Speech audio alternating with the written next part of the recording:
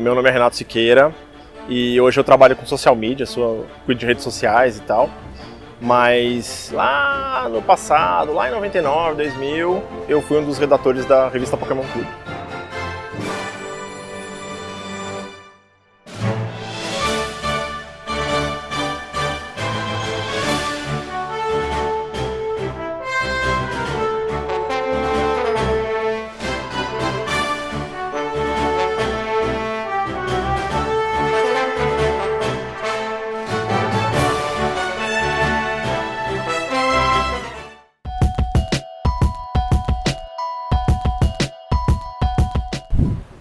Eu tinha vontade de trabalhar em revista de videogame, andava com a galera dos videogames desde os 13 anos.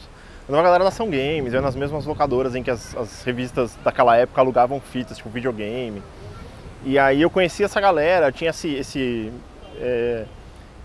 entendi esse meio de revista e achava legal pra caramba, era sempre aquela molecada que jogava, sabe? Apesar de que os jornalistas de verdade eram quem escreviam as matérias, mas a molecada que jogava a gente conhecia.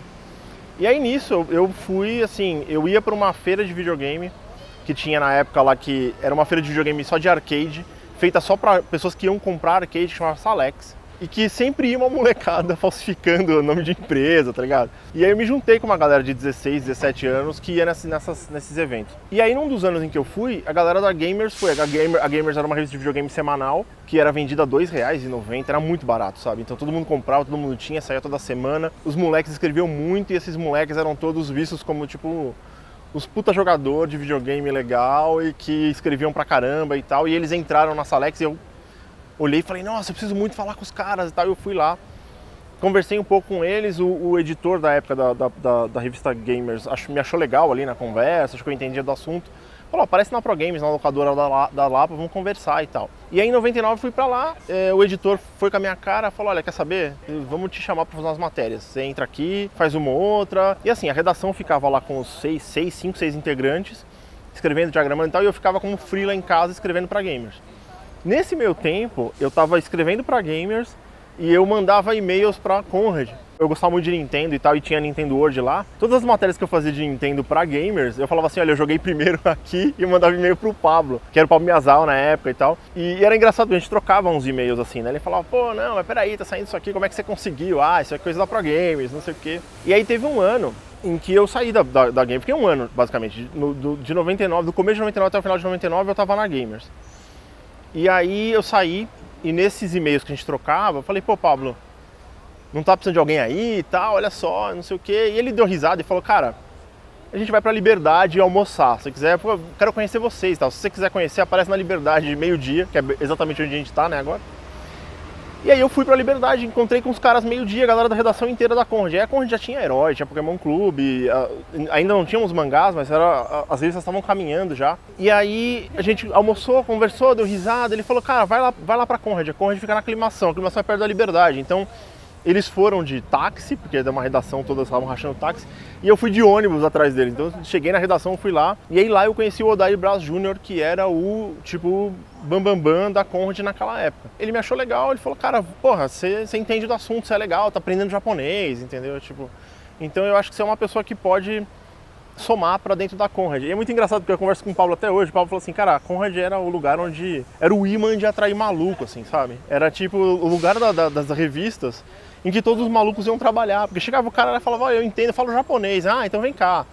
Eu gosto de tampinha de garrafa, então vem cá. Eu assisti Ultraman na época, em 1900 e bolinha, não, vem pra cá, sabe? E as redações das outras editoras não tinham isso na época, entendeu? Justamente por causa da cabeça do Rogério de Campos e do André Forastieri, que eram dois caras que se equilibravam na editora, cada um tinha uma mentalidade diferente, e a Conrad, ela era daquele jeito porque eram os dois caras com ideias completamente diferentes pro mercado, assim.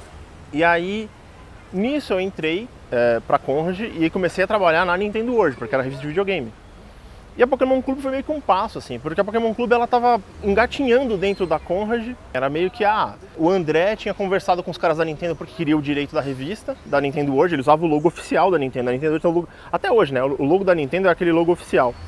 E era uma coisa que a Nintendo até quis tirar em uma época. Falou, a gente deu a logo oficial pros caras, vamos tirar. E os caras, não, já tá no contrato, que a Nintendo só tem o Word embaixo, mas o Nintendo é a logomarca oficial. E aí nessa conversa que ele teve com os caras, a gente tá com uns monstrinhos aí, a gente fechei um contrato com uma Pokémon Company, a gente não sabe, Game Freak, tá ligado?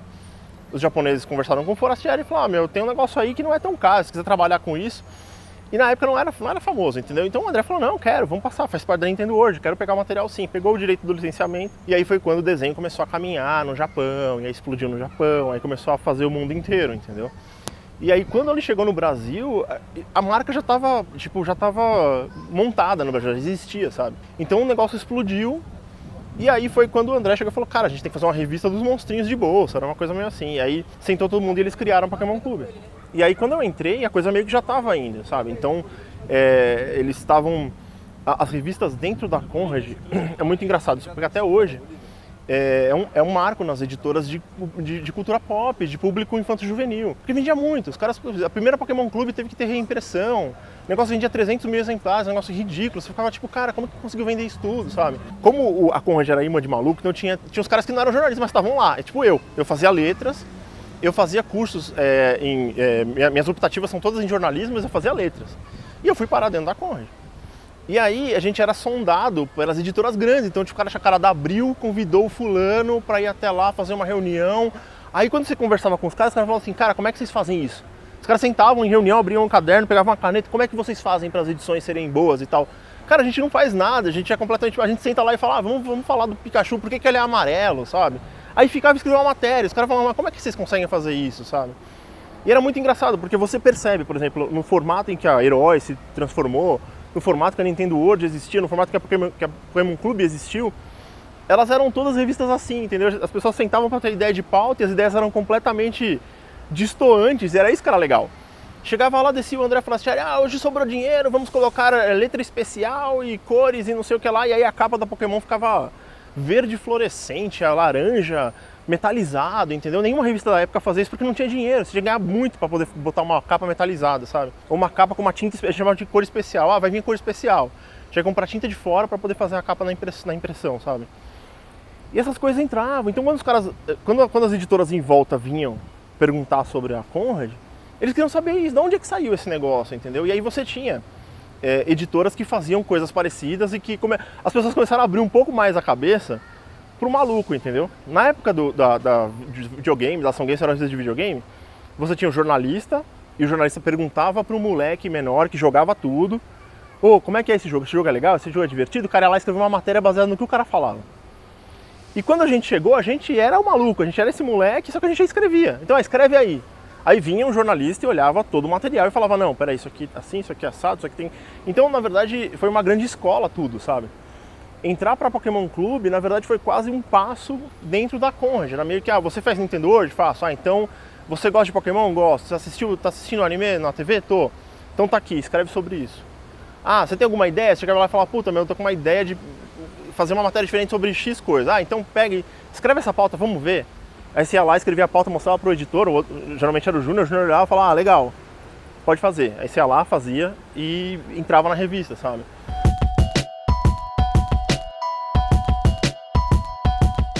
Eu acho que eu comecei a assistir quando começou, na verdade. Na verdade, assim, o meu contato com o anime, a minha vontade de aprender japonês, porque, sabe, assim como o Ricardo, o Cruz, entendeu? Eu aprendi japonês por causa dos animes e dos mangás, e porque na época em que a gente começou a gostar dessas coisas, tudo que passava na TV não passava na TV, né, que tá. Você tinha que alugar as fitas, vocês não tinham legenda, você assistia tudo em japonês, tinha que ler os mangás em japonês, né, ler, né, você só olhava as figuras e, legal, é o Dragon Ball, sabe? E aí eu tinha vontade de aprender, era uma coisa que assim, na verdade, eu comecei a assistir fitas de anime sem legenda, sem nada, e passei bastante tempo, acho que eu passei, tipo, sei lá, uns 3 anos da minha vida só vendo anime sem legenda, sabe? De 96 até 99, mais ou menos, não tinha legenda, sabe? E aí foi engraçado, porque a minha mãe me via, assim, né, assistindo anime o dia inteiro e falava, nossa, filho, você não entende nada, ela não entendia nada também.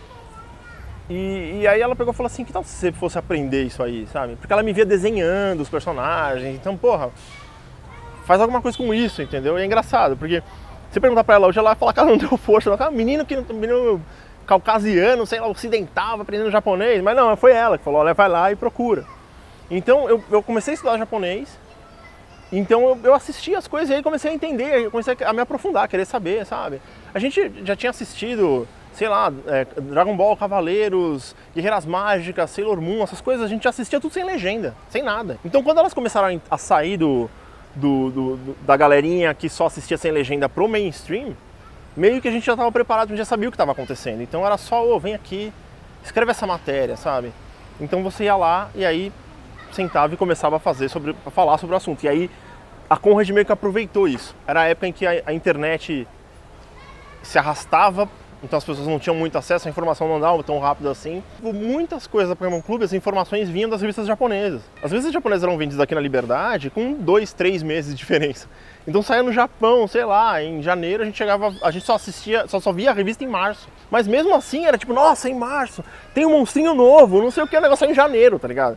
E mesmo assim ela ia pra Pokémon Clube, porque a gente sentava e falava, não, isso aqui dá pra fazer, vamos lá. A gente sentava, mexia, pegava as imagens e tal e usava.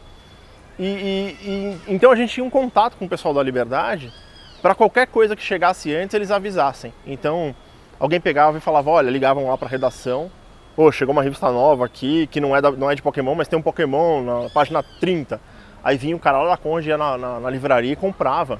Os caras chegavam com bolo, assim, então chegavam uma vez por mês, chegavam os caras aqui, tinha 5, 6, 7, 8 revistas, compravam todas de uma vez. As revistas daqui eram caras, era tipo tudo R$50 cada revista, R$100, era tudo caro, porque ninguém tinha e eles separavam pra gente. Todo esse material não existia na internet, as pessoas não tinham acesso.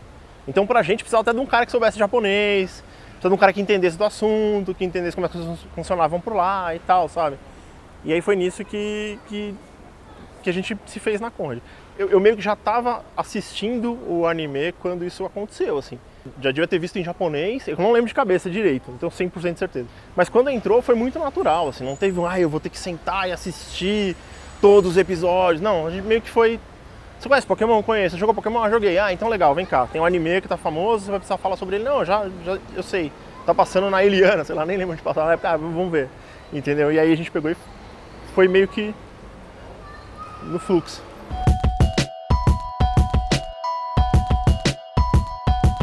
Tinha umas coisas, por exemplo, que eu fazia que eram... Tem partes da revista que você não assina.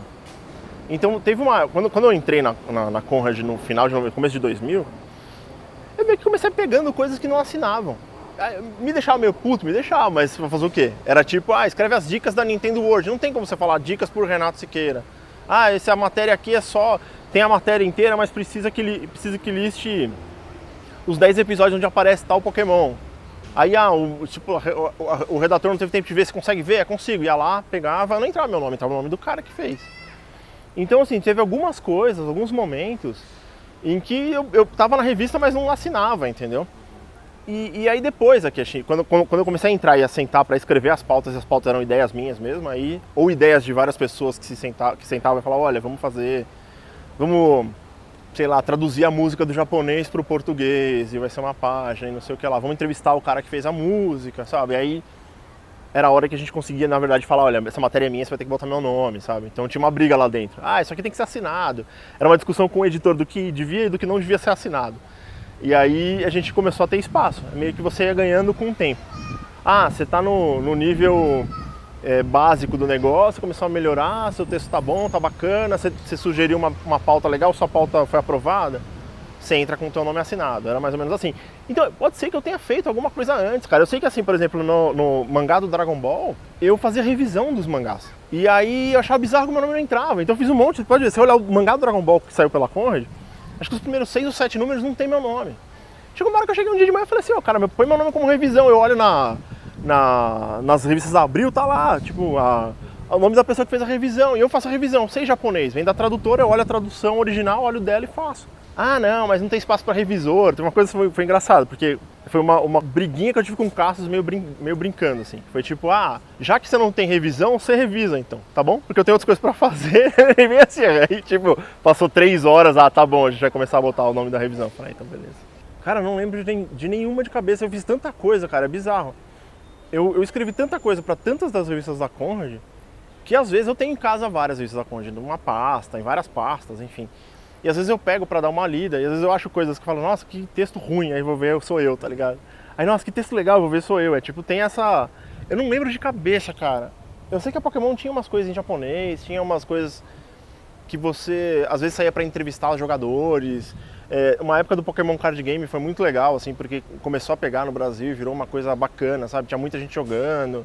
essas matérias, eu não sei nem se eu fiz alguma matéria, não lembro de cabeça, mas essas matérias elas tinham um elemento a mais que era você sair para realmente, você tinha um personagem, né? Você tinha que ir lá e pegar o personagem, tirar foto, acompanhar o dia a dia, sabe? Eu sei que assim, eu ficava mais na Nintendo World, depois eu mudei para Herói, e a Pokémon Clube eram umas coisas, tipo, faz isso, faz aquilo, apareciam coisas. Tem alguma ideia para essas 2 páginas? A gente não tem o que colocar aqui. Você ia lá e inventava uma coisa. E aí, assim, a gente tinha essa coisa de você pegar esses elementos, assim, eu ficava lá fazendo um monte de coisa. Então, eu não vou lembrar de cabeça, assim, de uma específica. Nossa, eu ia ter que olhar, assim, pegar e falar, nossa, isso aqui, sabe? Ia dar uma...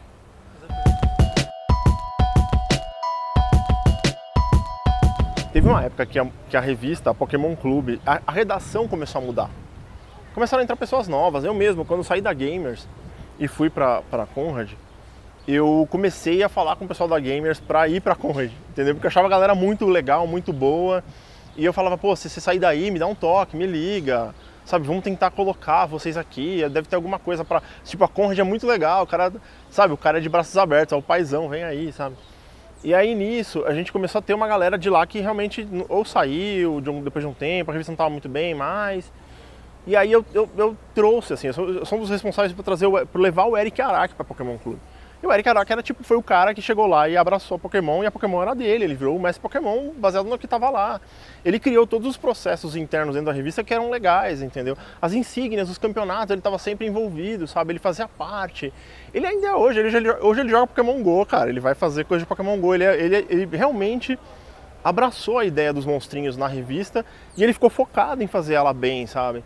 Então eu acho que assim, talvez uma das grandes colaborações que eu tenha dado foi tentar arrastar essa galera da Gamers. Depois o Eric trouxe o Fabão, e aí foram indo atrás do resto do pessoal e agregando, assim, quem entrava lá e tinha tempo, e era gente legal das vezes, que tinham escrito bastante sobre videogame antes, então meio que, vamos trazer o cara pra cá, vamos ver se ele tá afim, e aí você ia lá, convidava e tal, e eles topavam. Mas eu acho que assim, quando começou a rolar essa mudança, mas tem mais gente, entrou outros redatores, gente com ideias diferentes, com padrão diferente, querendo colocar coisas novas e tal. Foi aí que aí literalmente a Pokémon evoluiu, entendeu? A revista ela teve um pico a Pokémon Clube ela é, sem dúvida nenhuma, a revista que mais vendeu, a primeira fase dela. Mas você sabe que com editora, geralmente a revista ela tem um pico de venda e depois ela faz isso. Com a internet, então era tipo, a gente sabia que não ia ficar vendendo 300 mil exemplares. Hoje uma revista que vende 300 mil exemplares não existe, na verdade, né? É tipo, é o Shangri-La das revistas. É tipo, nossa, meu Deus, um negócio que vende muito. Não, é muito difícil você ter isso hoje. Então, uma média de venda de revista boa hoje está na faixa dos 20 mil exemplares, 30 mil é um marco, sabe? E naquela época a gente já sabia que ia chegar um momento em que essas revistas, a venda ia começar a cair. E aí, assim, a mudança da revista, ela se deu por conta dos redatores novos, mas porque também fazia parte da história, entendeu? Tipo, vai chegar uma hora que a galera vai ficar de saco cheio do Pokémon, do Pokémon Clube. Então, a gente tem lá o 152, entrou mais redator, entrou mais Pokémon, os jogos começaram a mudar, as plataformas começaram a mudar. Então fazia sentido toda essa mistura de elementos criar uma evolução na revista, a revista começar a absorver todas essas novidades que estavam sendo feitas. E era engraçado como o Pokémon teve essa fluxo de criatividade, assim. Porque Pokémon podia ser só o 152, joguinho que explodiu, fez dinheiro por alguns anos, ou vendeu muito por alguns anos e parou. E até hoje, né? Então você tem tipo, o Game Freak, os caras ficam fazendo o jogo junto com a Pokémon Company, então eles estão agregando coisas novas o tempo inteiro. E naquela época a gente abraçou, né? A revista estava sendo publicada, tava vendendo bem, então, pô, peraí, vamos agregar, vamos juntar todo mundo e vamos fazer a coisa nova, para não deixar a peteca cair. Então o máximo que a gente puder absorver de venda desse conteúdo e de pessoas com criatividade para fazer esse conteúdo bem, a gente vai usar. E era meio essa mentalidade dentro da Conrad. Por mais que a gente fosse maluco, a gente tinha essa cabeça de, vamos fazer a coisa direito para ver se ela vende bem, entendeu? E foi assim. Então a gente teve o Marcelo Del Greco no começo da Pokémon, com a Pokémon Clube normal. A Evolution tinha a Eric, tinha a Lilian Maruyama, tinha mais uma galera, sabe? Tinha gente das outras revistas que vinham com ideias malucas e acabavam sendo agregadas lá dentro. A gente teve o lançamento de novos monstrinhos, novos jogos, plataformas diferentes. Então tudo isso meio que rendeu para essa evolução da revista também.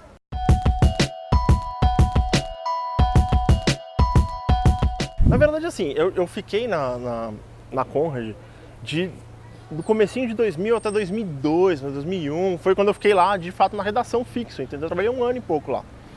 E depois eu fiquei como freela. Então os freelas geralmente iam brotando vários freelas eu ia fazendo. Na Conrad, tipo, eles meio que me mandaram embora, mas você vai trabalhar em casa. E eu precisava muito disso na época porque eu tava fazendo faculdade, era tudo muito pesado, entendeu?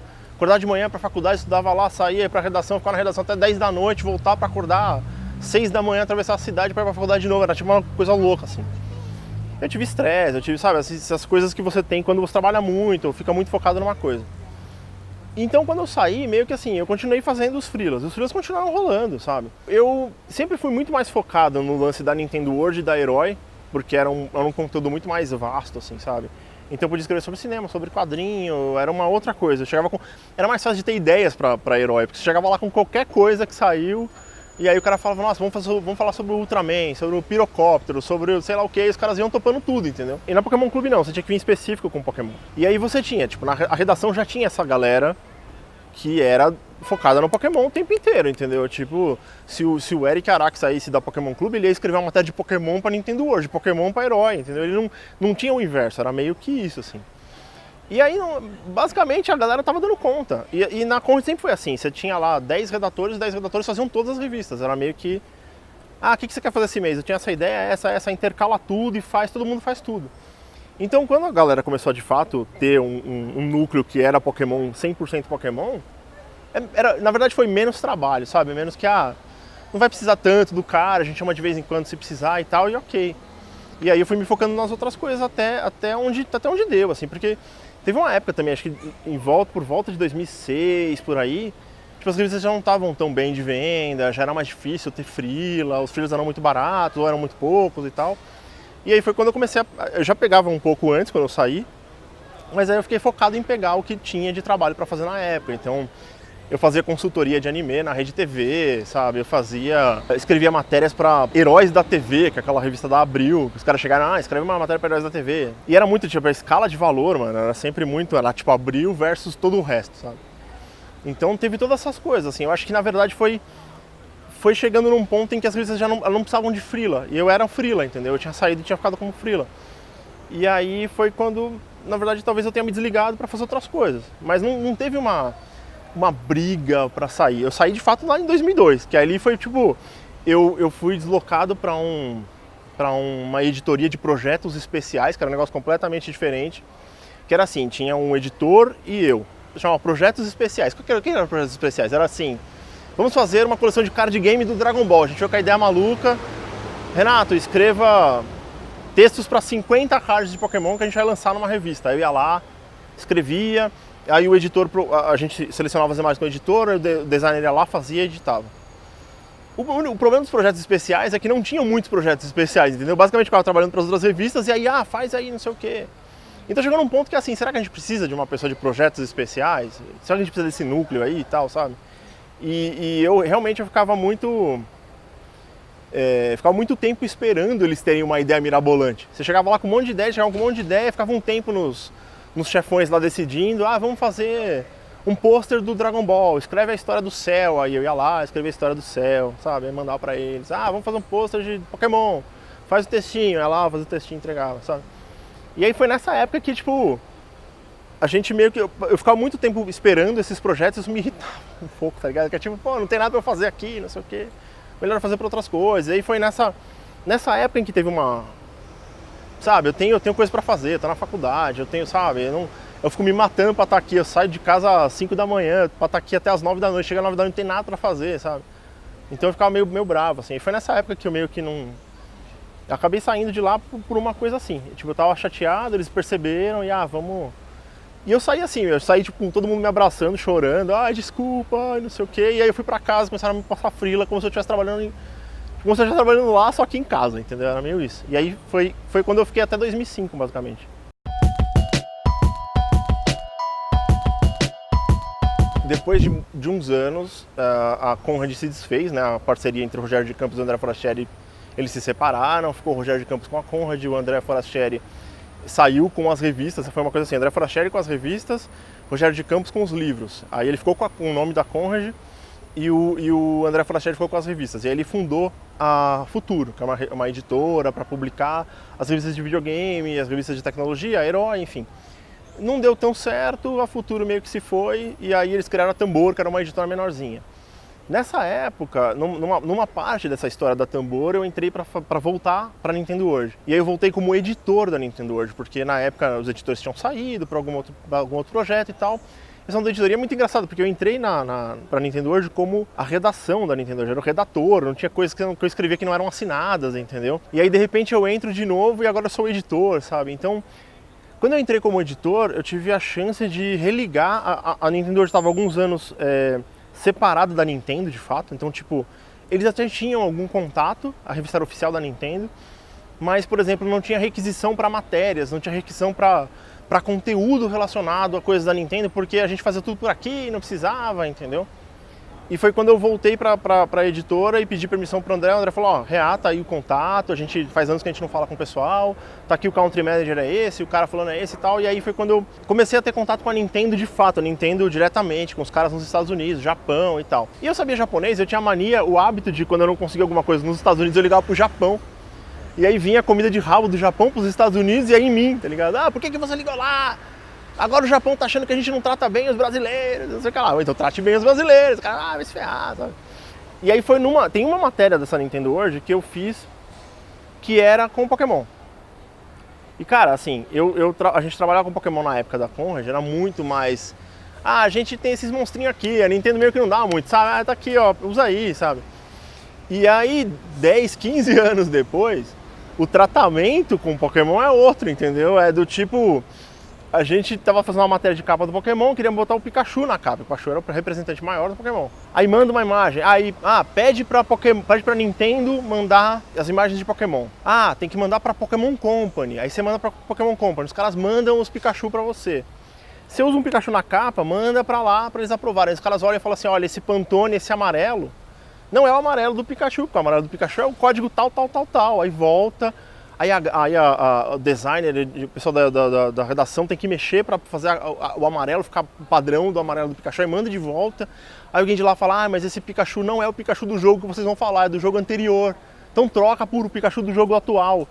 Aí você vai lá e troca, mas essa imagem é feia, aí você tem que mandar pra eles. E, cara, eu nunca tinha passado por isso. Acho que a matéria de Pokémon, o conteúdo de Pokémon, que não foi... Eu não escrevi o conteúdo, entendeu? Como eu era o editor, eu fazia toda essa parte de ligação com as empresas e de tentar juntar as coisas e fazer uma linearidade, né? Um equilíbrio nos conteúdos, enfim. Dar a cara da revista para o que as empresas e a editora achava que era o certo. E nossa, cara, é tipo trabalhar diretamente ligado com a Nintendo, não é com a Nintendo, mas com a Pokémon Company, com o Game Freak, sabe? É muito difícil, assim. É um outro universo, onde os caras, depois de 20 anos, né, de criação dos monstrinhos, eles tratam como se fosse uma fortuna, é ouro aquilo lá, um tesouro absurdo, que se eu vou te dar uma moeda de ouro para você trabalhar, cuide dessa moeda como se fosse a coisa mais valiosa do mundo, entendeu? Porque se você não tratar, você não está me representando no seu país, era meio isso, assim. Então, foi muito engraçado, porque a gente passava de aprovação, então, a capa, a gente tinha que definir, se era coisa do Pokémon, tinha que definir a capa no começo do mês, negócio no mês que vem, tinha 30 dias para ficar mandando essa troca com eles, mandava, não gostei, volta, o Pantone não tá certo, o Pikachu não sei o quê, e era engraçado que antes, quando não tinha esse contato, a galera da redação, o André Forastieri, a galera que trabalhava na revista, às vezes avacalhavam, assim, né? Eles fizeram uma capa de uma Nintendo World que eu lembro até hoje. Que era o Mario e a Peach na praia. Eles estavam tipo de biquíni, o Mario de sunga, tá ligado? Não tem esse desenho, não existe. Mandaram fazer uma ilustra, entendeu? E aí quando você vai conversar com os caras da Nintendo pela primeira vez, depois de muitos anos, o que o cara lembra é isso. Vocês que fizeram o Mario de sunga e a Peach de biquíni, né? Por que eu tenho que confiar em você? É uma coisa assim, cara, não fui eu. Era outra galera, eu sou editor novo. Não, agora tem, né? Engraçado, agora tem, quer dizer... Mas naquela época era engraçado, isso falava, cara, como assim? Mas não fui eu. Não, foi você sim. As coisas de Pokémon iam e voltavam para aprovação loucamente, assim. Não bota, tipo, o Pikachu nunca encontraria o Bulbasaur e ficaria um doador. Sabe, tinha umas regras que você falava, cara, como assim? Sabe? Não põe essa menina do lado do Brock porque vai parecer que ele tem namorada, sabe? Tipo, putz, mano, tem que tirar o cara, a mina da capa, sabe? Então você tinha essa coisa que acontecia, que era porque, a história, o padrão, foram eles que criaram. Realmente você tinha que respeitar, entendeu? A gente aqui no Brasil que às vezes dava opa, peraí, vamos fazer, sabe? Às vezes vinham imagens das revistas da Liberdade que não tinham resolução suficiente. Então a gente pegava, montava. Na época em que a internet se arrastava pelo chão e não tinha velocidade, não tinha capacidade para você baixar uma imagem grande, você não tinha como pedir. Você tinha que pedir para a sede da Nintendo, os caras tinham que mandar um negócio que eles chamavam, não lembro o nome, mas era tipo um filme para você revelar. Isso. Você tinha que mandar um fotolito eles tinham que te mandar um fotolito, você aprovar o fotolito e usar exatamente daquele jeito, sem flipar, sem mexer na imagem, nada. Tinha que ser de um padrão, sabe? E aí não dava tempo. A gente acabava mandando a capa para aprovação. Quando era, de fato, pelo correio, demorava muito tempo. Então eles tinham um pouco mais de tolerância, porque não tem jeito, sabe? A revista sai a cada 2 semanas, eu vou pegar e vou esperar o cara aprovar. Tinha que aprovar 10 capas cada começo de mês, não dava. Então, às vezes saía uma ou outra que acabava saindo assim. Eu não sei, depois que eu saí da Pokémon Clube, eu não sei como ficou, de fato, assim, os anos depois, entendeu? Eu sei que a revista teve várias mudanças e tal, mas que tinha muita coisa lá que era assim, era tipo um frame do desenho que era legal, e que aí vinha um artista e redesenhava aquele mesmo frame e acabava fazendo uma imagem para ilustrar a página e tal. Porque era muita ilustração, né? A revista inteira era ilustrada com Pokémon, não dava tempo de aprovar tudo, assim.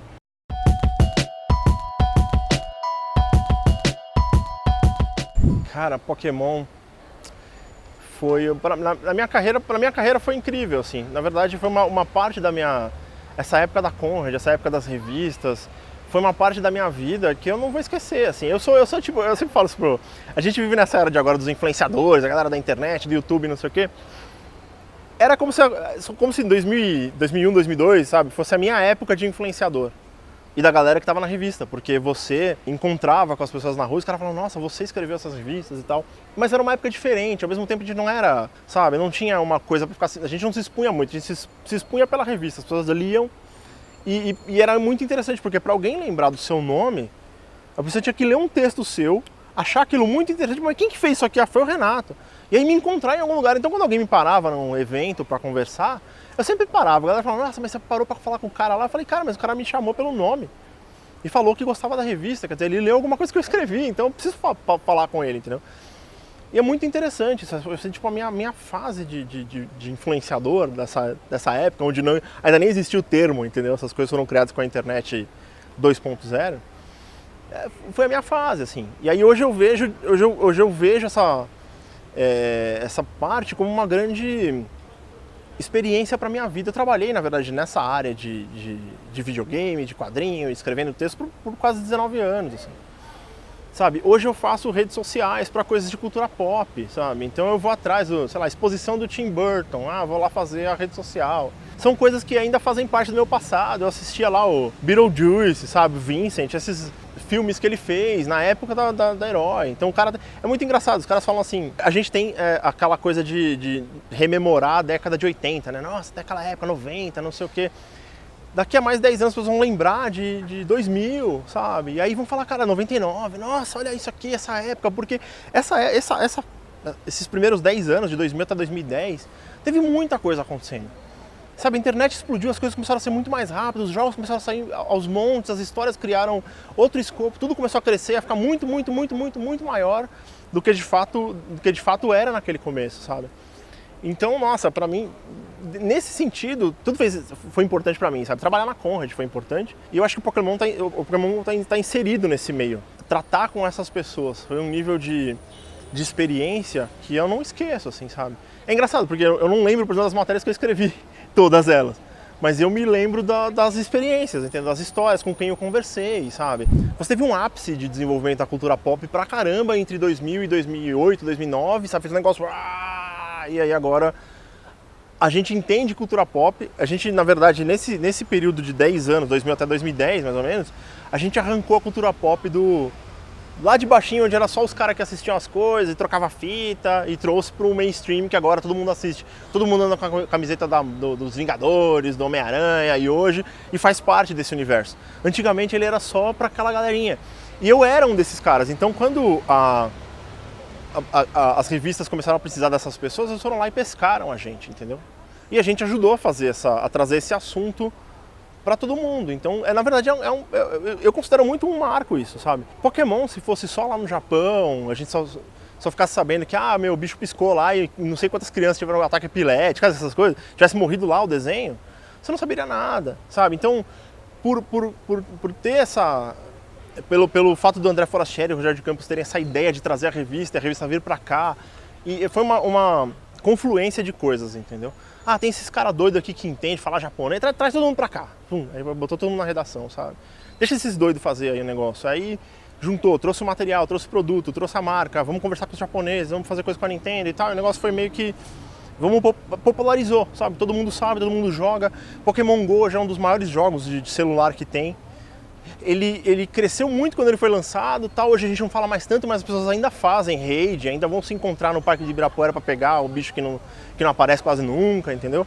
Então pra você ver que a fama, ela virou uma coisa comum, sabe? Todo mundo conhece Pokémon hoje. Vai sair o Detetive Pikachu agora, que é o filme. Então é uma coisa que todo mundo já entendeu. Nossa, Detetive Pikachu se passa no universo de Pokémon. É muito engraçado isso. Você tem hoje a molecada que tinha 5 anos na época da Pokémon Clube. Esses caras cresceram, eles já nem jogam mais Pokémon. Eles não jogam Pokémon, eles não assistem nada, mas aí sai o filme Detetive Pikachu, o cara fala, nossa, esse filme ainda é no universo Pokémon, vai ser na ilha não sei aonde. Não, não é, mas é uma coisa nova, nossa, Call Warner, né? Sabe? Então você tem toda uma...